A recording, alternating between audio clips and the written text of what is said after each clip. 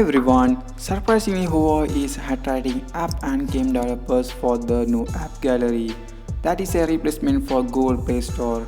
Huawei plans to give almost 100% earnings from its software, but the new policy applies for first 2 years.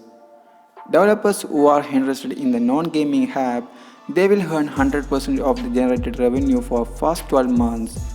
On the other hand, for gamers, can earn up to 85% of the generated revenue. So we can believe that HMS will be included in the Huawei P40 series. Another report also claimed that Huawei is looking to partner up with Indus OS from India that has 4 lakhs application in its app bazaar. As well as the company wants to secure users in India, which currently the second biggest smartphone market in the world.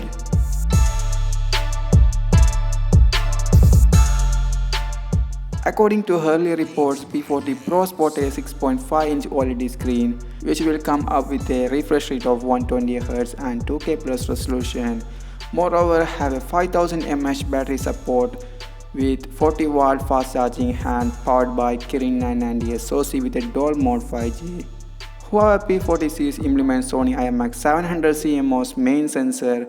On the other hand, P40 Pro would be equipped with a 14-megapixel ultra-wide-angle lens, a 10x optical zoom with a periscope sensor and a ToF 3D camera. The phone will use the same water-fast screen similar to Huawei Mate 30 Pro, with little bit improvement on the sides. However, the heart may be slightly smaller than the later on P40 Pro. So let me know your thoughts about the Huawei P40 series in the comment box. I will share a new video tomorrow. Make sure to subscribe to this channel for more updates about the Huawei P40 Pro, and also don't forget to hit that notifying bell icon. Thanks for watching it. Namaskar from #.